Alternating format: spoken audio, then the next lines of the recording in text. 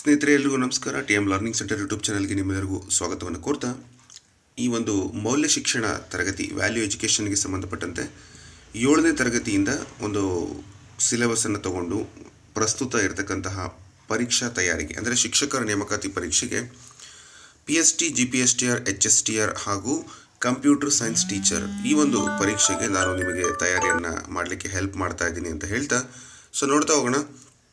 ಭಾಳಷ್ಟು ಹೆಲ್ಪ್ಫುಲ್ ಆಗಿರುವಂಥ ಒಂದು ತರಗತಿ ಇದು. ಕಳೆದ 2 ತರಗತಿಯನ್ನು ನೀವು ನೋಡಿದಿರಿ. ಆ ಒಂದು ತರಗತಿಗಳಲ್ಲಿ ಕಲ್ತಿರ್ತಕ್ಕಂಥ ಅಂಶಗಳ ಒಂದು ಕಂಟಿನ್ಯೂಡ್ ಪಾರ್ಟ್ ನಿಮಗಿಲ್ಲಿ ಸಿಗುತ್ತೆ. ಪರೀಕ್ಷೆಯಲ್ಲಿ ಕಂಪಲ್ಸರಿ 20 ಅಂಕಗಳಿಗೆ ನಿಮಗೆ ಇದ್ದೇ ಇರುತ್ತೆ. ಹಾಗಾಗಿ 15 ಅಂಕಗಳು ಹೈಸ್ಕೂಲಲ್ಲಿ, ಇನ್ನು 20 ಅಂಕಗಳು ನಿಮ್ಮ ಪ್ರೈಮರಿ ಸ್ಕೂಲ್ ಗಣಕಯಂತ್ರ ಶಿಕ್ಷಕರ ನೇಮಕಾತಿ ಮತ್ತು GPSTR ಅಲ್ಲಿ ಈ ಒಂದು ಸಿಲೆಬಸ್ ಇರೋದ್ರಿಂದ ಈ ಒಂದು ವಿಡಿಯೋ ತುಂಬ ಇಂಪಾರ್ಟೆಂಟ್ ಅಂತ ಹೇಳ್ತಾ, ಇವತ್ತು ನಾನು ನಿಮಗೆ ಟಾಪ್ 25 ಕ್ವಶನ್ಸ್ಗಳನ್ನು ಈ 7th ಸ್ಟ್ಯಾಂಡರ್ಡ್ ಮೌಲ್ಯ ಶಿಕ್ಷಣ ಪುಸ್ತಕದಿಂದ ತೊಗೊಂಡು ಬಂದಿದ್ದೀನಿ. ಪ್ರಶ್ನೆಗಳನ್ನು ನೋಡ್ತಾ ಹೋಗೋಣ. ಮೊದಲನೇ ಪ್ರಶ್ನೆ ಈ ರೀತಿ ಇದೆ: ಮೌಲ್ಯ ಶಿಕ್ಷಣದ ಪ್ರಮುಖ ಉದ್ದೇಶ ಏನು ಅಂತ. ಯಾವಾಗಲೂ ಕೂಡ ಸ್ವಲ್ಪ ಬೇಸಿಕ್ ಕಾನ್ಸೆಪ್ಟಿಂದನೇ ಹೋಗಬೇಕು. ನಿಮಗೆ ನೋಡ್ಲಿಕ್ಕೆ ಈಸಿ ಅನಿಸ್ಬೋದು, ಆದರೆ ಪರೀಕ್ಷೆಯಲ್ಲಿ ನಿಮಗೆ ಆ ಒಂದು ವಾತಾವರಣ ಇರೋದಿಲ್ಲ. ಓಕೆ, ಮೌಲ್ಯ ಶಿಕ್ಷಣದ ಪ್ರಮುಖ ಉದ್ದೇಶ ಕೇವಲ ಪಠ್ಯ ಜ್ಞಾನವನ್ನು ನೀಡುವುದು, ವಿದ್ಯಾರ್ಥಿಗಳಲ್ಲಿ ಉತ್ತಮ ವ್ಯಕ್ತಿತ್ವ ಮತ್ತು ಜವಾಬ್ದಾರಿಯ ಮನೋಭಾವನೆಯನ್ನು ಬೆಳೆಸುವುದು, ಕೇವಲ ಪರೀಕ್ಷೆಯಲ್ಲಿ ಹೆಚ್ಚು ಅಂಕ ಗಳಿಸುವಂತೆ ಮಾಡುವುದು, ಕೇವಲ ಕ್ರೀಡಾ ಕೌಶಲ್ಯವನ್ನು ಬೆಳೆಸುವುದು. ಮೌಲ್ಯ ಶಿಕ್ಷಣದ ಪ್ರಮುಖ ಉದ್ದೇಶ ಏನು ಅಂದರೆ ವಿದ್ಯಾರ್ಥಿಗಳಲ್ಲಿ ಉತ್ತಮ ವ್ಯಕ್ತಿತ್ವ ಮತ್ತು ಜವಾಬ್ದಾರಿಯ ಮನೋಭಾವನೆಯನ್ನು ಬೆಳೆಸುವುದು. 100% ಇದು ಕರೆಕ್ಟ್ ಉತ್ತರ. ಇದಕ್ಕೆ ರಿಲೆವೆಂಟ್ ಆಗಿ ನೀವು ನೋಡೋದಾದರೆ ಆನ್ಸರನ್ನು, ಮೌಲ್ಯ ಶಿಕ್ಷಣ ಕೇವಲ ಅಕ್ಷರ ಜ್ಞಾನಕ್ಕೆ ಸೀಮಿತವಾಗಿರದೆ ಉತ್ತಮ ಸಂಸ್ಕಾರ, ಜವಾಬ್ದಾರಿ ಮತ್ತು ವ್ಯಕ್ತಿತ್ವ ನಿರ್ಮಾಣಕ್ಕೆ ಸಹಾಯಕ ಆಗಿದೆ ಅಂತಕ್ಕಂಥದ್ದು. ಇನ್ನು ಕಳೆದ ವಿಡಿಯೋಗಳಲ್ಲಿ ಇದ್ದಂಥ ಒಂದು ಪ್ರಶ್ನೆ, ನೇರವಾದ ಪ್ರಶ್ನೆ: our value centred classroom ಚಟುವಟಿಕೆಯ ಮುಖ್ಯ ಉದ್ದೇಶವೇನು? ಇಲ್ಲಿ 6th ಅಲ್ಲಿ ಇದ್ದಿದ್ದು ಇಲ್ಲೂ ಕೂಡ ರಿಪೀಟ್ ಆಗಿದೆ ಅಂತ ನಿಮ್ಗೆ ಅನಿಸ್ಬೋದು. ಬಟ್ ಅದರ ಮುಖ್ಯ ಉದ್ದೇಶ ಸ್ಪರ್ಧೆಯನ್ನು ಹೆಚ್ಚಿಸುವುದು, ಸುರಕ್ಷಿತ, ಗೌರವಯುತ ಮತ್ತು ಸಂತೋಷದ ತರಗತಿ ವಾತಾವರಣ ನಿರ್ಮಿಸುವುದು, ಪರೀಕ್ಷಾ ಸಮಯವನ್ನು ಕಡಿಮೆ ಮಾಡೋದು, ಇನ್ನು ವಿದ್ಯಾರ್ಥಿಗಳನ್ನು ಪ್ರತ್ಯೇಕಿಸುವುದು ಅಂತ ಇದೆ. ಅಬ್ಸಲ್ಯೂಟ್ಲಿ ಕರೆಕ್ಟ್ ಆನ್ಸರ್ ಯಾವುದು ಅಂದರೆ ಸುರಕ್ಷಿತ, ಗೌರವಯುತ ಮತ್ತು ಸಂತೋಷದ ತರಗತಿ ವಾತಾವರಣವನ್ನು ನಿರ್ಮಾಣ ಮಾಡಬೇಕು. ಒಂದು ರೀತಿ ಇದು ಕೂಡ ಸೈಕಾಲಜಿಕಲ್ ಆಗಿ ಮಕ್ಕಳ ಒಂದು ಮನಸ್ಥಿತಿಯನ್ನು ಅರ್ಥ ಮಾಡ್ಕೋಬೇಕು ಅನ್ನೋ ಒಂದು ಸೂಚನೆಯನ್ನು ಕೊಡ್ತಾ ಇದೆ. ನೆಕ್ಸ್ಟು, ವ್ಯಾಲ್ಯೂಸ್ ವಾಲ್ನಲ್ಲಿ ಮುಖ್ಯವಾಗಿ ಏನನ್ನು ಪ್ರದರ್ಶನವನ್ನು ಮಾಡಿರ್ತಾರೆ? ಇದು ಕೂಡ ರಿಪೀಟೆಡ್ ಕ್ವಶನ್ನೇ, ನಾನು ಭಾಳಷ್ಟು ಇದ್ರ ಬಗ್ಗೆ ಚರ್ಚೆ ಮಾಡೋದಿಲ್ಲ. ಇದು ಕೂಡ 7th ಅಲ್ಲಿದೆ. ತರಗತಿಯ ನಿಯಮಗಳು ಮತ್ತು ಮೌಲ್ಯಗಳನ್ನು ವ್ಯಾಲ್ಯೂಸ್ ವಾಲ್ನಲ್ಲಿ ಏನು ಮಾಡಿರ್ತಾರೆ? ಪ್ರದರ್ಶನವನ್ನು ಮಾಡಿರ್ತಾರೆ. ಮುಖ್ಯವಾಗಿ be kind, tell the truth ಅಂತಕ್ಕಂಥ ಮುಂತಾದ ನಿಯಮಗಳನ್ನು ಇಲ್ಲಿ ಪ್ರದರ್ಶನವನ್ನು ಮಾಡಿರ್ತಾರೆ. ನೆಕ್ಸ್ಟು ಸ್ಟ್ರೆಂತ್ಸ್ ವಾಲ್ ಅಂತ ಇದೆ. ಇದು ಹೊಸ ಕಾನ್ಸೆಪ್ಟ್ ನಿಮಗೀಗ, ಕಳೆದ ಒಂದು 6ನೇ ತರಗತಿ ಪಠ್ಯಪುಸ್ತಕದಲ್ಲಿ ಇರಲಿಲ್ಲ ಇದು. ಏನು ಹಾಗಂದರೆ ವಿದ್ಯಾರ್ಥಿಗಳ ತಪ್ಪುಗಳನ್ನು ದಾಖಲಿಸುವುದು, ಉತ್ತಮ ಗುಣಗಳು ಮತ್ತು ಒಳ್ಳೆಯ ಕೆಲಸಗಳನ್ನು ಗುರುತಿಸುವುದು, ಪರೀಕ್ಷಾ ಅಂಕಗಳನ್ನು ಪ್ರಕಟಿಸುವುದು, ಗೃಹಪಾಠವನ್ನು ಪರಿಶೀಲಿಸುವುದು.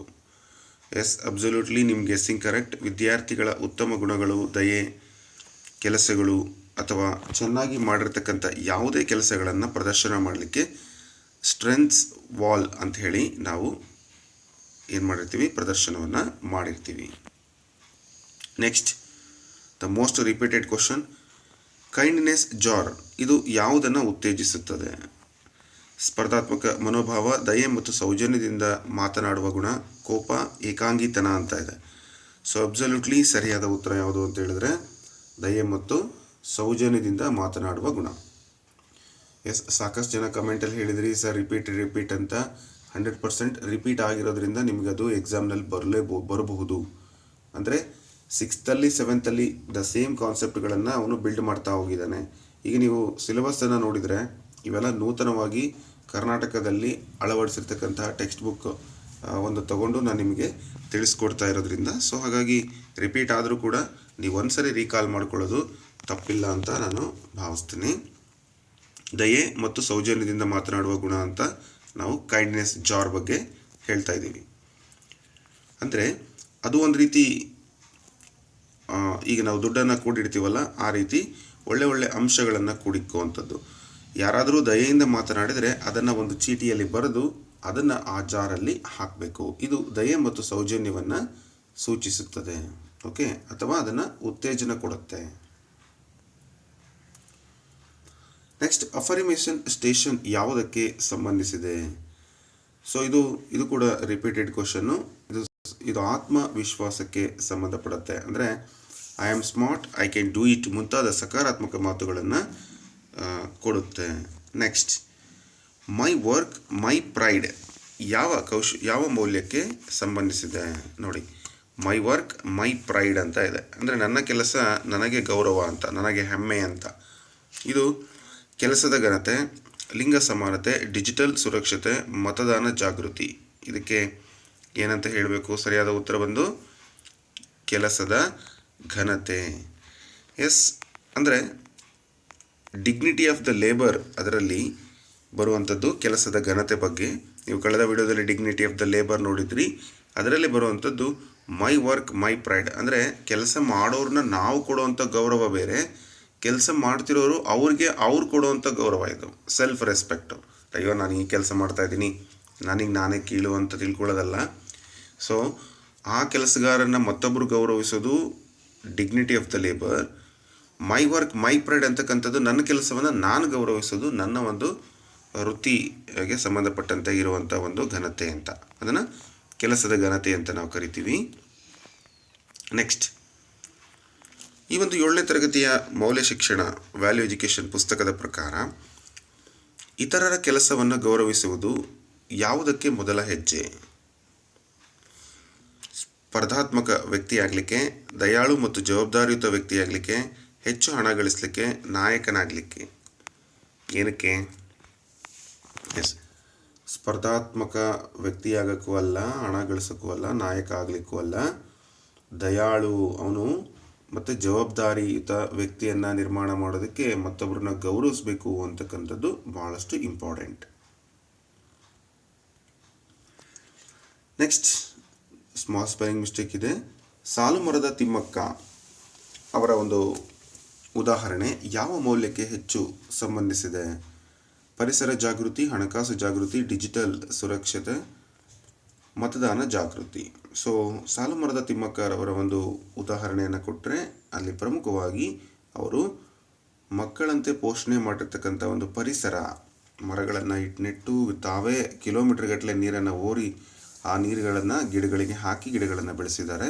ಸೊ ಹಾಗಾಗಿ ಅದು ಪರಿಸರ ಜಾಗೃತಿಯನ್ನು ತೋರಿಸುತ್ತೆ ಅಂತಕ್ಕಂಥದ್ದು.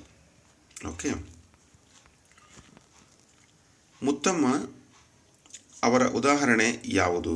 ನೋಡಿ, ಮುತ್ತಮ್ಮ ಅವರ ಬಗ್ಗೆ ಕೂಡ ಇಲ್ಲಿ ಒಂದು ಮಾಹಿತಿ ಇದೆ. ಆ ಒಂದು ಉದಾಹರಣೆ ಏನಂತ ಉದಾಹರಣೆಯನ್ನು ಕೊಟ್ಟಿದ್ದಾರೆ?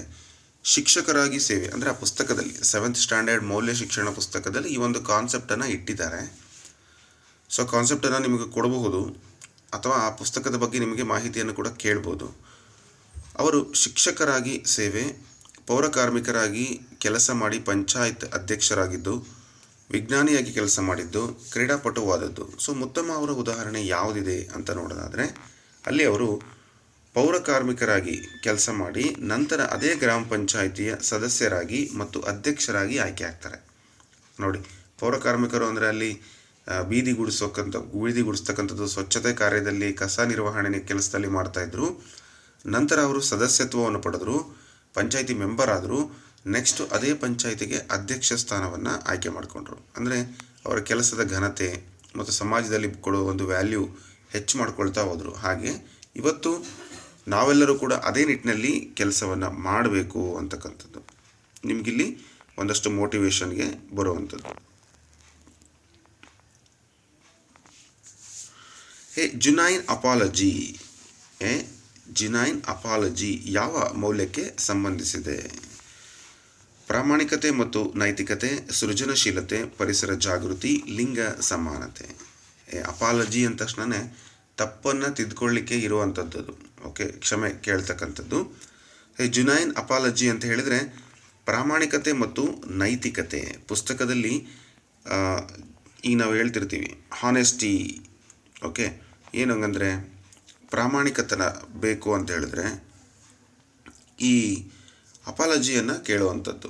ಸತ್ಯವಾಗಿ ನನ್ನ ಕಡೆಯಿಂದ ಮಿಸ್ಟೇಕ್ ಆಗಿದ್ದರೆ ನಾವು ಅವ್ರು ಯಾರಿಗೇ ಆದರೂ ಕೂಡ ಸಾರಿ ಕೇಳೋದ್ರಲ್ಲಿ ಯಾವುದೇ ಮಿಸ್ಟೇಕ್ ಖಂಡಿತ ಇಲ್ಲ. ಸೊ ಹಾಗಾಗಿ ಆ ಒಂದು ಅಂಶವನ್ನು ಈ ಒಂದು ಪುಸ್ತಕದಲ್ಲಿ ನಿಮಗೆ ಕೊಟ್ಟಿದ್ದಾರೆ. ನೆಕ್ಸ್ಟ್, ಕ್ಲಾಸ್ ರೂಮ್ ಅಗ್ರಿಮೆಂಟ್ನ ಉದ್ದೇಶವೇನು? ಇದೊಂದು ಅಗ್ರಿಮೆಂಟನ್ನು ಮಾಡ್ಕೊಳ್ತಾ ಇದ್ದಾರೆ ಕ್ಲಾಸ್ ರೂಮ್ನಲ್ಲಿ, ಅದರ ಉದ್ದೇಶ ಏನು?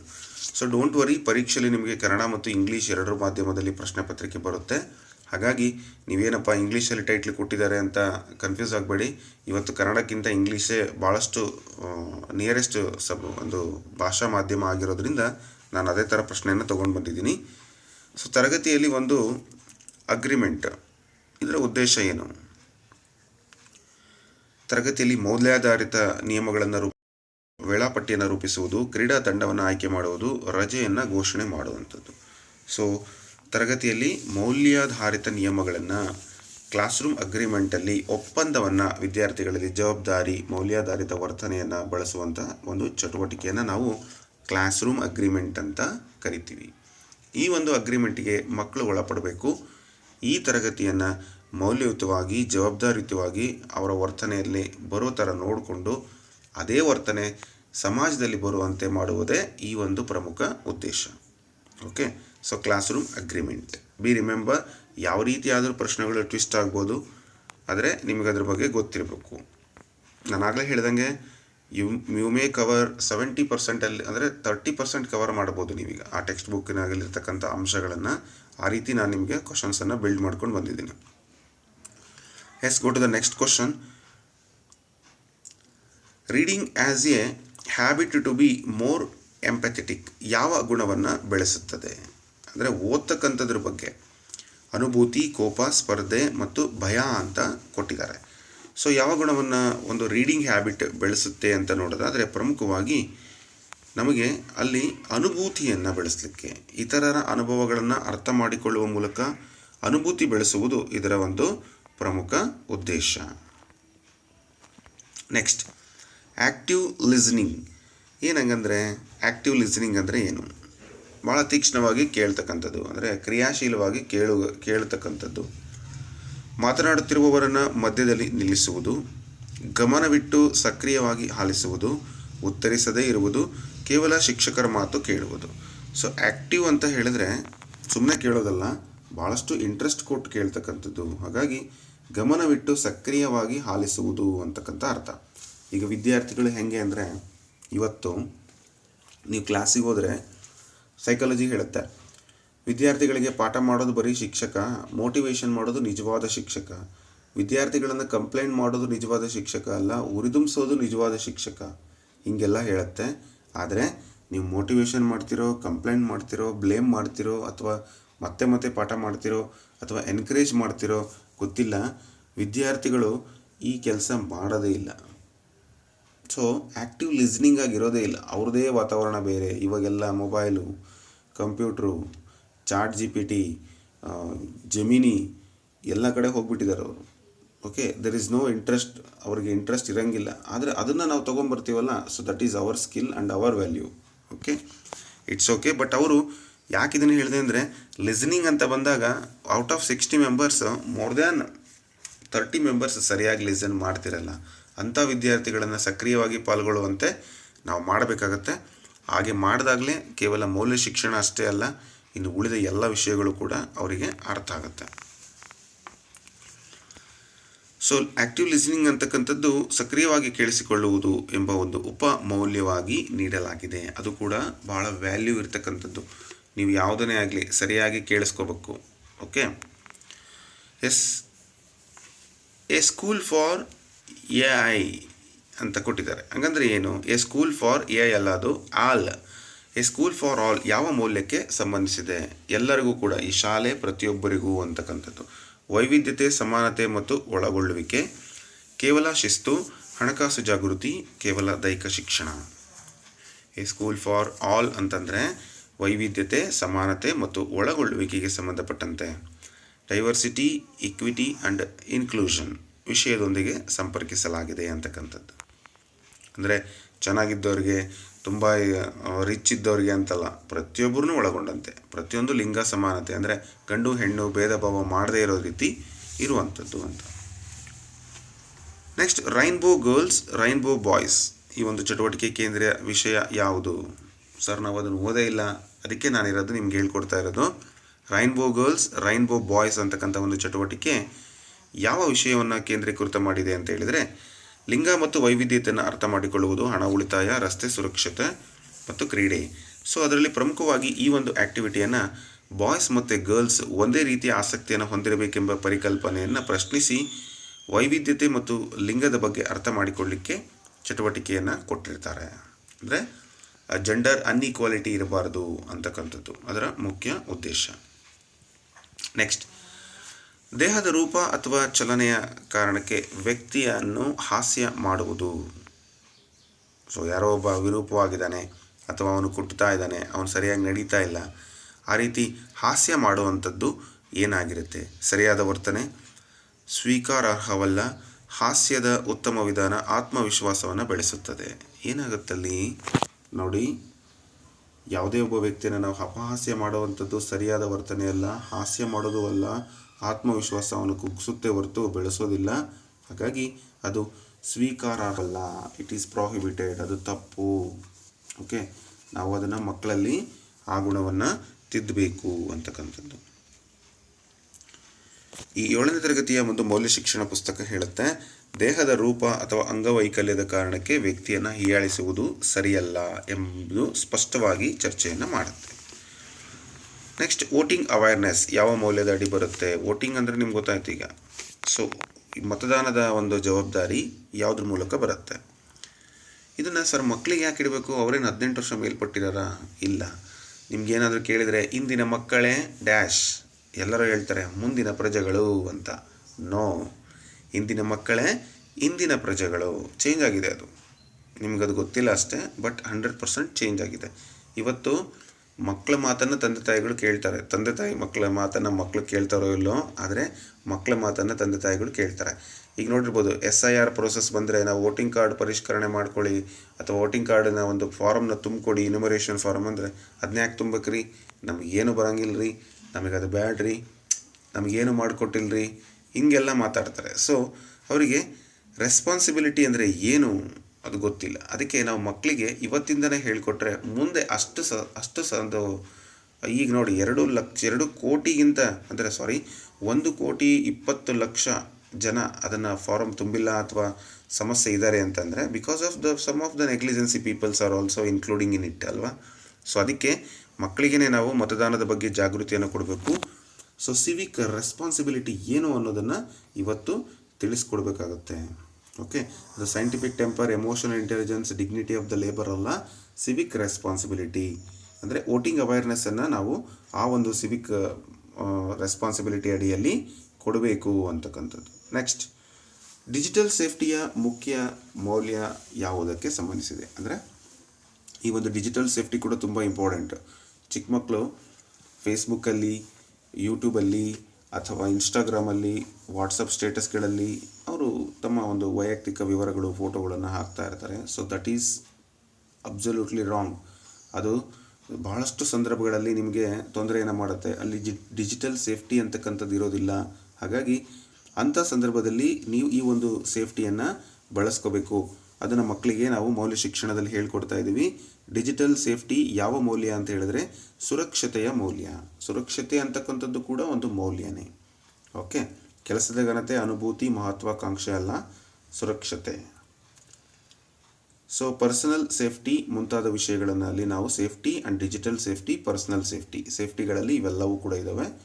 ಸೇಫ್ಟಿ ಜೊತೆಗೆ ಪರ್ಸನಲ್ ಸೇಫ್ಟಿ, ನಮ್ಮ ವೈಯಕ್ತಿಕ ಒಂದು ಸುರಕ್ಷತೆ ಜೊತೆಗೆ ಈ ಸೈಬರ್ ಸೆಕ್ಯುರಿಟಿ, ಸೈಬರ್ ಸುರಕ್ಷತೆ ಕೂಡ ನಮಗೆ ತುಂಬ ಇಂಪಾರ್ಟೆಂಟ್.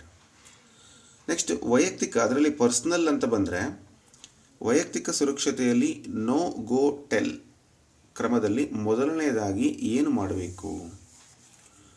ನೋ ಗೋ ಟೆಲ್ ಈ ಒಂದು ಕ್ರಮದಲ್ಲಿ ಮೊದಲನೇದಾಗಿ ಏನು ಮಾಡಬೇಕು ಅಂತ ಕೊಟ್ಟಿದ್ದಾರೆ ನೋಡಿ. ಸುಮ್ಮನಿರಬೇಕು, ನೋ ಸ್ಟಾಪ್ ಎನಫ್ ಎಂದು ಹೇಳಬೇಕು, ಸಮಸ್ಯೆಯನ್ನು ಮರೆಮಾಚಬೇಕು, ತಪ್ಪು ನನ್ನದೇ ತನ್ನದೇ ಎಂದುಕೊಳ್ಳಬೇಕು. ಸೊ ವೈಯಕ್ತಿಕ ಸುರಕ್ಷತೆ ಅಂತ ಬಂದಾಗ ನೀವು ವಿದ್ಯಾರ್ಥಿಗಳಿಗೆ ಕೆಲವೊಂದು ಅಂಶಗಳನ್ನು ನಾವು ಇಲ್ಲಿ ಹೇಳಬೇಕಾಗತ್ತೆ. ಅಂದರೆ ಸಮ್ ಆಫ್ ದ ಸ್ಟೂಡೆಂಟ್ಸ್ ಏನು ಮಾಡಬೇಕು, ಧೈರ್ಯವಾಗಿ ಆ ಒಂದು ಸಂದರ್ಭವನ್ನು ಫೇಸ್ ಮಾಡಬೇಕಾಗತ್ತೆ. ಅವರು ಮೊದಲು ಏನು ಮಾಡಬೇಕು ಅಂತ ಹೇಳಿದರೆ, ನೋ, ಸ್ಟಾಪ್, ಎನಫ್ ಅಂತ ಹೇಳಬೇಕು. ಅಂದರೆ ಅಸುರಕ್ಷಿತ ಅಥವಾ ಅಸಹಜ ವರ್ತನೆ ಅಂತ ನಿಮಗೆ ಅನಿಸಿದರೆ ಯಾರಿಗೇ ಆದರೂ ಕೂಡ ನೋ, ಸ್ಟಾಪ್, ಎನಫ್ ಅಂತಕ್ಕಂಥ ಮಾತುಗಳು ಅವರನ್ನು ನಾವು ಎಷ್ಟೋ ಬಾರಿ ಸುರಕ್ಷತೆಯನ್ನು ಮಾಡಿಕೊಳ್ಳಿಕ್ಕೆ ಸಹಾಯವನ್ನು ಮಾಡ್ತವೆ. ಅಲ್ಲಿಂದ ದೂರ ಹೋಗುವುದು ಮತ್ತು ಸುರಕ್ಷಿತ ವಯಸ್ಕರಿಗೆ ತಿಳಿಸುವುದು ಮಾರ್ಗದರ್ಶನವಾಗಿರುತ್ತೆ. ಏನು ಮಾಡ್ತಾರೆ, ಸಮ್ಟೈಮ್ಸ್ ಗೊತ್ತಿರಲ್ಲ ಮಕ್ಕಳಿಗೆ. ಆ ಒಂದು ಸಂದರ್ಭದಲ್ಲಿ ಅಬ್ಸಲ್ಯೂಟ್ಲಾಗಿ ಆದರೆ ಖಡಾಖಂಡಿತವಾಗಿ ಬೇಡ ಅಂತಲೇ ಹೇಳಬೇಕು. ಮುಟ್ಟಬೇಡಿ, ನನ್ನನ್ನು ಬ್ಯಾಡ್ ಟಚ್ ಮಾಡಬೇಡಿ ಅಥವಾ ನನಗೆ ಅಬ್ಯೂಸ್ ಮಾಡಬೇಡಿ ಅನ್ನುವಂಥದ್ದನ್ನು ಹೇಳಿದಾಗ ಅಲ್ಲಿ ವ್ಯಕ್ತಿ 50% ಏನಾಗ್ತಾನೆ, ಹೆದರಿ ನಿಮಗೆ ತೊಂದರೆ ಮಾಡ್ತಕ್ಕಂಥ ವ್ಯಕ್ತಿ ಅಥವಾ ಮಹಿಳೆ ಯಾರೇ ಆಗಿರ್ಬೋದು ಅವರು ದೂರ ಸರಿತಾರೆ. ನೀವೇನಾದರೂ ಒಂದು ಸ್ವಲ್ಪ ಅವರಿಗೆ ಸಲಿಗೆ ಕೊಟ್ಟರಿ ಅಂತ ಹೇಳಿದ್ರೆ ಸೊ ಅವರು ಅವರ ಕೆಲಸವನ್ನು ಇನ್ನೂ ಹೆಚ್ಚಿಗೆ ಮಾಡಲಿಕ್ಕೆ ಪ್ರಯತ್ನ ಮಾಡ್ತಾರೆ ಅಂತಕ್ಕಂಥದ್ದು. ಸೊ ಒಂದೇ ಸರಿಕೆ ಅದು ಯಾರಾಗಿರಲಿ, ವಿದ್ಯಾರ್ಥಿಗಳೇ ಆಗಿರಲಿ ಅಥವಾ ದೊಡ್ಡವರೇ ಇರಲಿ, ಸೊ ನೋ, ಸ್ಟಾಪ್, ಎನಫ್ ಇಷ್ಟನ್ನು ನೀವು ನೆನಪಿಟ್ಕೋಬೇಕು ಅಂತಕ್ಕಂಥ ಒಂದು ಆ್ಯಕ್ಟಿವಿಟಿ ಅಲ್ಲಿ ಇದೆ. ಎಸ್, ಅಸುರಕ್ಷಿತ ವರ್ತನೆ ನಡೆದಾಗ ತಪ್ಪು ಯಾರದ್ದು ಎಂದು ಪುಸ್ತಕ ಹೇಳುತ್ತೆ. 7th standard value education book. ಮಗುವಿನದ್ದು, ಸ್ನೇಹಿತರದ್ದು, ಅಸುರಕ್ಷಿತ ವರ್ತನೆ ಮಾಡಿದ ವ್ಯಕ್ತಿಯದ್ದು, ಶಿಕ್ಷಕರದ್ದು. ಯಾರ್ದು? ಮಗುವಿಂದ, ಸ್ನೇಹಿತರದ್ದ, ಅಸುರಕ್ಷಿತ ವರ್ತನೆ ಮಾಡಿದ ವ್ಯಕ್ತಿದ, ಯಾರ್ದು? ಆಬ್ಸಲ್ಯೂಟ್ಲಿ ಅಸುರಕ್ಷತೆ ಮಾಡಿದ ವ್ಯಕ್ತಿಯದ್ದು. ಇಟ್ಸ್ ಮೈ ಫಾಲ್ಟ್ ಎಂದು ತಿಳಿದುಕೊಂಡು ಸಹಾಯ ಸಿಗುವವರೆಗೆ ಸುರಕ್ಷಿತ ವ್ಯಕ್ತಿಗಳಿಗೆ ತಿಳಿಸ್ತಿರಬೇಕು. ಇದಕ್ಕೆ ಜವಾಬ್ದಾರಿ ಆಗಿರ್ತಾನೆ. ಅವನಿಗೆ ಆಮೇಲೆ ಗಲ್ಲು ಶಿಕ್ಷೆ ಕೊಡೋದು, ಫೋಕ್ಸೋ ಕಾಯ್ದೆ ಕೊಡೋದು ಅದೆಲ್ಲ ಸೆಕೆಂಡರಿ. ಬಟ್ ಅಲ್ಲಿ ಮಗುವಿಗೆ ಎಷ್ಟು ಹಾನಿ ಉಂಟಾಗುತ್ತೆ ಅದನ್ನು ವಿಚಾರ ಮಾಡಬೇಕಲ್ವಾ. ಸೊ ಹಾಗಾಗಿ ಆ ಒಂದು ವ್ಯಕ್ತಿಯೇ ಅದಕ್ಕೆ ಜವಾಬ್ದಾರಿ ಆಗಿರ್ತಾನೆ. ಎಮೋಷನಲ್ ಇಂಟೆಲಿಜೆನ್ಸ್ ಆ್ಯಂಡ್ ರೆಸಿಲೆನ್ಸಸ್ ಯಾವ ಕ್ಷೇತ್ರಕ್ಕೆ ಸಂಬಂಧಿಸಿದೆ? ಭಾವನಾತ್ಮಕ ಬುದ್ಧಿವಂತಿಕೆ ಮತ್ತು ಸ್ಥಿತಿಸ್ಥಾಪಕತೆಗೆ ಸಂಬಂಧಪಡುತ್ತೆ. ನೋಡಿ, ಈ ಒಂದು ಪುಸ್ತಕದಲ್ಲಿ ಈ ಎಮೋಷನಲ್ ಬಗ್ಗೆ ಪ್ರಮುಖ ಮೌಲ್ಯವನ್ನು ಕ್ಷೇತ್ರವನ್ನಾಗಿ ನೀಡಲಾಗಿದೆ. ಅದರ ಬಗ್ಗೆ ಕೂಡ ಸಾಕಷ್ಟು ಚರ್ಚೆಯನ್ನು ಮಾಡಿದ್ದಾರೆ. ನಾನ್ ಜಡ್ಜ್ಮೆಂಟಲ್ ಆಟಿಟ್ಯೂಡ್ ಅಂದರೆ ಏನು? ನಾನ್ ಜಡ್ಜ್ಮೆಂಟಲ್ ಆಟಿಟ್ಯೂಡ್ ಇತರರ ತಕ್ಷಣ ತೀರ್ಪು ಮಾಡುವುದು, ಇತರರ ವರ್ತನೆಯನ್ನು ತಕ್ಷಣ ನಿರ್ಣಯಿಸದೆ ಅರ್ಥ ಮಾಡಿಕೊಳ್ಳುವ ಮನೋಭಾವ, ಇತರರನ್ನು ನಿರ್ಲಕ್ಷಿಸುವುದು, ತಪ್ಪನ್ನು ಹುಡುಕುವುದು. ನೋಡಿ, ಅಲ್ಲಿ ಬೇರೆಯವರ ವರ್ತನೆಯಲ್ಲೇ ನಾವು ನೋಡಿದಾಗ ಇವಾಗೆಲ್ಲ ಕಾಮನ್ ಆಗಿ ಮಾಲ್ ಅಡ್ಜಸ್ಟ್ಮೆಂಟ್ ಎಲ್ಲ ಕಡೆ ಇದೆ. ನೀವು ಯಾವುದೇ ಫೀಲ್ಡಿಗೆ ಹೋಗ್ರಿ, you are working IT, you are working in school or you are working in any area, ಮಾರ್ಕೆಟಲ್ಲಿ ಈ ಕಾಯಿಪಲ್ಯ ಮಾರೋರಿಂದ ಹಿಡಿದು ಅಂದರೆ ತರಕಾರಿ ಮಾರೋರಿಂದ ಹಿಡಿದು ಯಾವುದೇ ಒಂದು ಗುಂಪಲ್ಲಿ ಕೂಡ ನಿಮಗೆ ಈ ಹೊಂದಾಣಿಕೆಯ ಸಮಸ್ಯೆ ಅಂತಕ್ಕಂಥದ್ದು ಇರುತ್ತೆ. ಅಂದರೆ ನಾನ್ ಜಡ್ಜ್ಮೆಂಟಲ್ ಆಟಿಟ್ಯೂಡ್ ಅಂದರೆ ಏನು ಅಂತ ನೋಡೋದಾದರೆ, ಇತರರ ವರ್ತನೆಯನ್ನು, ನಾವು ಬೇರೆಯವರ ವರ್ತನೆಯನ್ನು ತಕ್ಷಣ ತೀರ್ಪು ನೀಡದೆ ಅವ್ರ ಬಗ್ಗೆ ನಾವೇನು ಮಾಡ್ಕೋಬೇಕು, ತಕ್ಷಣ ತೀರ್ಪನ್ನು ನೀಡದೆ ಅವ್ರ ಬಗ್ಗೆ ಅರ್ಥ ಮಾಡ್ಕೊಳ್ಳಿಕ್ಕೆ ನಾವು ಪ್ರಯತ್ನವನ್ನು ಮಾಡಬೇಕು ಅಂತಕ್ಕಂಥದ್ದು ಈ ಒಂದು ನಾನ್ ಜಡ್ಜ್ಮೆಂಟಲ್ ಆಟಿಟ್ಯೂಡ್ ಅಂತಕ್ಕಂಥ ಒಂದು ಉತ್ತರ, ಭಾವನೆ. ಅದು ಅಂದರೆ ಯಾರ ಬಗ್ಗೆನೂ ನೇರವಾಗಿ ನಾವು ಅದನ್ನು ತಪ್ಪು ಅಥವಾ ಸರಿ ಅಂತ ಜಡ್ಜ್ ಮಾಡೋಕ್ಕೆ ಹೋಗಬಾರ್ದು ಅನ್ನುವಂಥ ಉದ್ದೇಶ. ಓಕೆ, ನೆಕ್ಸ್ಟ್, ಮೌಲ್ಯ ಶಿಕ್ಷಣದಲ್ಲಿ ಚಟುವಟಿಕೆ ಆಧಾರಿತ ಕಲಿಕೆಯ ಪ್ರಮುಖ ಪ್ರಯೋಜನ ಯಾವುದು? ಚಟುವಟಿಕೆ ಆಧಾರಿತ ಮಾಡತಕ್ಕಂಥದ್ದು ಏನಕ್ಕೆ?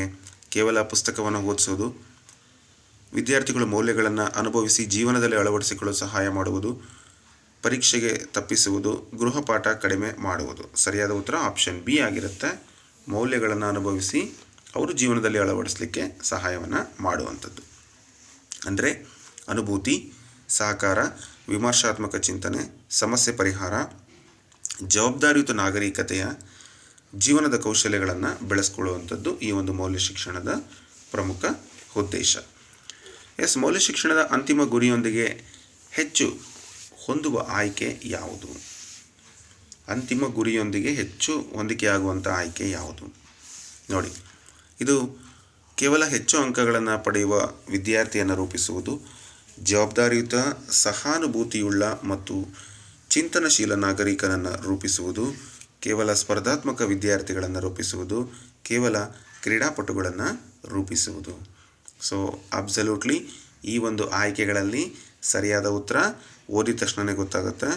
ಜವಾಬ್ದಾರಿಯುತ, ಸಹಾನುಭೂತಿಯುಳ್ಳ ಮತ್ತು ಚಿಂತನಶೀಲ ನಾಗರಿಕನನ್ನು ರೂಪಿಸ್ತಕ್ಕಂಥದ್ದು ಈ ಒಂದು ಮಾತು ಮೌಲ್ಯ ಶಿಕ್ಷಣಕ್ಕೆ ಹೆಚ್ಚು ಹೊಂದಿಕೊಳ್ಳುತ್ತೆ ಅಥವಾ ಅದರ ಉದ್ದೇಶಕ್ಕೆ ಹೆಚ್ಚು ಹೊಂದಿಕೊಳ್ಳುತ್ತೆ ಅಂತಕ್ಕಂಥದ್ದು. ಯಾಕೆ ಇದನ್ನು ನಾವು ಹೇಳ್ತೀವಿ ಅಂತ ಹೇಳಿದ್ರೆ, ಇಲ್ಲಿರುವಂಥ ಅಂಶ ಈ ಜವಾಬ್ದಾರಿಯ ನಾಗರಿಕತೆ ಅಂತಕ್ಕಂಥದ್ದು ಕಾಡಲ್ಲಿದೆಯೋ ಇಲ್ಲೋ ಗೊತ್ತಿಲ್ಲ, ನಾಡಲ್ಲಿ ಅಂತೂ ಇಲ್ಲ. ಆದರೆ ಯಾಕೆ ಇದನ್ನು ಹೇಳ್ತಿದ್ದೀನಿ ಅಂದರೆ, ದಾರಿಯಲ್ಲಿ ಒಬ್ಬ ಹುಡುಗ ಏನಾದರೂ ಸೈಕಲಿಂದ ಅಥವಾ ಬೈಕಿಂದ ಬಿದ್ದರೆ ಬಾಗಿಲು ತೆಗೆದು ಹೊರಗೆ ಬರುವಂಥದ್ದು ಸೌಜನ್ಯನೂ ಕೂಡ ಜನಗಳಿಗಿಲ್ಲ ಇವತ್ತು. ಅಯ್ಯೋ ಮುಟ್ಟಿದರೆ RTO ಕೇಸ್ ಆಗುತ್ತೆ, ಅಯ್ಯೋ ನೋಡಿದರೆ ಏನೋ ಆಗುತ್ತೆ, ಸ್ಟೇಷನ್ಗೆ ಹೋಗಬೇಕಾಗುತ್ತೆ ನೋಡಿ. So there is A values. ಖಂಡಿತ ಇಲ್ಲ. ಅದೊಂದರಲ್ಲೇ ಅಂತಲ್ಲ, ನಿನ್ನ ಸಮಸ್ಯೆ ಅಲ್ಲ ಅಂದರೆ ಮುಗಿದೋಯ್ತು, ಅಲ್ಲಿ ಯಾರು ಮತ್ತೊಬ್ಬರು ಎಂಟ್ರಿನೇ ಕೊಡೋದಿಲ್ಲ, ಈ ರೀತಿ ಆಗ್ತಾರೆ. ಸೊ ಪರೀಕ್ಷಾ ತಯಾರಿಗೆ ನೀವು ಸಿದ್ಧತೆಯನ್ನು ಮಾಡ್ಕೊಳ್ತಾ ಇದ್ದೀರಾ, ನಿಮ್ಮ ಸಮಯವನ್ನು ನಾನು ವೇಸ್ಟ್ ಮಾಡೋದಿಲ್ಲ. ಸೊ ಈ ಒಂದು ಮೌಲ್ಯಗಳನ್ನು ಮಕ್ಕಳಿಗೆ ಹೇಳ್ಕೊಡ್ಬೇಕು, ಅದರ ಉದ್ದೇಶ ಪುಸ್ತಕದ್ದು. ಇದರ ಕಂಟಿನ್ಯೂಡ್ ಪಾರ್ಟನ್ನು ನಾನು ಮತ್ತೆ ತೊಗೊಂಡು ಬರ್ತೀನಿ. ಸೊ 7th ಸ್ಟ್ಯಾಂಡರ್ಡ್ಗೂ ಕೂಡ 2 ತರಗತಿಗಳನ್ನು ಮಾಡ್ತೀನಿ. ಸೊ ಮೋಸ್ಟ್ ರಿಪೀಟೆಡ್ ಅಂದಾಗ ನೀವು ಅದನ್ನು ಇಂಪಾರ್ಟೆಂಟ್ ಅಂತ ತಿಳ್ಕೊಬೇಕು. ಮುಂದಿನ ವಿಡಿಯೋದಲ್ಲಿ ಮತ್ತೆ ಭೇಟಿ ಆಗ್ತೀನಿ. ಮ್ಯಾಥ್ಸ್ ಕ್ಲಾಸ್ಗೆ ಭಾಳಷ್ಟು ಬೇಡಿಕೆಯನ್ನು ಇಟ್ಟಿದ್ದೀರಿ. I will definitely continue with that. ಧನ್ಯವಾದಗಳು. ಹಾಗೆಯೇ ಯಾರೆಲ್ಲ ಮ್ಯಾಥಮೆಟಿಕ್ಸಿಗೆ ಪ್ರಿಪೇರ್ ಆಗ್ತಿದ್ದೀರಿ, 10th ಸಿಲೆಬಸ್ಸನ್ನು ಕವರ್ ಮಾಡಬೇಕು ನಾವು ಅಂತ ನೀವು ಅಂದ್ಕೊಂಡಿದ್ರೆ, ನಮ್ಮ ಒಂದು TM ಲರ್ನಿಂಗ್ ಸೆಂಟರ್ ಆ್ಯಪ್ನಲ್ಲಿ 10th ಸೈನ್ಸ್ ಮತ್ತು ಮ್ಯಾಥ್ಸ್ ಇಂಗ್ಲೀಷ್ ಮೀಡಿಯಮ್ನಲ್ಲಿ ಕೋರ್ಸ್ ಇದೆ. ನೀವು ಹೋಗಿ ಬೇಕಾದರೆ ಅಲ್ಲಿ ಬೈ ಮಾಡ್ಬೋದು. ಅಥವಾ ಮ್ಯಾಥಮೆಟಿಕ್ಸ್ PSTಗೆ ನೀವು ಅಥವಾ GPT ಟ್ರೈ ಮಾಡ್ತಾಯಿದ್ರೆ ಟೆಸ್ಟ್ ಸೀರೀಸ್ಗಳು ಕೂಡ ಇದ್ದಾವೆ. ಸೊ ಅಲ್ಲಿ ಕ್ವಶನ್ಸಿಗೆ ಮಲ್ಟಿಪಲ್ ಚಾಯ್ಸಿಗೆ ಯಾವ ರೀತಿ ಆನ್ಸರ್ ಮಾಡಬೇಕು ಅಂತ ಒಂದು ಎಕ್ಸ್ಪ್ಲನೇಷನ್ ಕೂಡ ಇದೆ. ಇಫ್ ಯು ವಾಂಟ್, ಅಲ್ಲೂ ಕೂಡ ಟಾಪಿಕ್ ವೈಸ್ ನೀವು ಅಭ್ಯಾಸ ಮಾಡಲಿಕ್ಕೆ ಕೇವಲ 99 ರುಪೀಸ್ಗೆ ಒಂದು ಕೋರ್ಸ್ ಇದೆ. ಅದು ಕೂಡ TM ಲರ್ನಿಂಗ್ ಸೆಂಟರ್ ಆ್ಯಪನ್ನು ಡೌನ್ಲೋಡ್ ಮಾಡ್ಕೊಳ್ಳಿ. ಅಥವಾ ನಿಮಗೆ ಆ್ಯಪ್ ಲಿಂಕ್ ಗೊತ್ತಾಗಲಿಲ್ಲ ಅಂತ ಹೇಳಿದ್ರೆ ಈ ನಂಬರ್ಗೆ ವಾಟ್ಸಪ್ಪನ್ನು ಮಾಡಿ. ವಾಟ್ಸಪ್ ಬಂದು 8123441226. ಅವ್ರಿಗೆ ನಿಮಗೆ ಆ್ಯಪ್ನಲ್ಲಿ ಲಿಂಕ್ ಬರುತ್ತೆ, ಅಂದರೆ ವಾಟ್ಸಪ್ನಲ್ಲಿ ಲಿಂಕ್ ರಿಪ್ಲೈ ಆಗುತ್ತೆ. ಆ ಒಂದು ಲಿಂಕನ್ನು ನೀವು ಡೌನ್ಲೋಡ್ ಮಾಡಿಕೊಂಡು ಆ ಆ್ಯಪನ್ನು ಡೌನ್ಲೋಡ್ ಮಾಡಿ ನಿಮಗೆ ಬೇಕಾಗಿರೋ ಕೋರ್ಸನ್ನು ಅಲ್ಲೇ ಬೈ ಮಾಡ್ಬೋದು. ನಾನು ಹೇಳಿದಿಷ್ಟೇ, SSLC ಗಣಿತ ಮತ್ತು ವಿಜ್ಞಾನ ಅಥವಾ TETಗೆ ಮ್ಯಾಥ್ಸ್ ಅಂತ ನಾನು ಮಾಡಿದ್ದೀನಿ. ಇಫ್ ಯು ಆರ್ ಇಂಟ್ರೆಸ್ಟೆಡ್, ಅಲ್ಲೂ ಕೂಡ ಮ್ಯಾಥ್ಸ್ ತರಗತಿಗಳು PST ಕ್ಲಾಸಿಗೆ ಹೆಲ್ಪ್ ಆಗ್ತವೆ. ಬಟ್ GPSTRಗೆ ಅಥವಾ PSTಗೆ ಅಂತ ಪರ್ಟಿಕ್ಯುಲರ್ ಆಗಿ ಮಾಡಿಲ್ಲ. ಇನ್ನು ಟೆಸ್ಟ್ ಸೀರೀಸ್ ಫಾರ್ ಮ್ಯಾಥಮೆಟಿಕ್ಸ್ ಅಂತ ಇದೆ, ಅದು ಕೂಡ ನಿಮಗೆ if you are interested you can buy it. Okay, ಧನ್ಯವಾದಗಳು.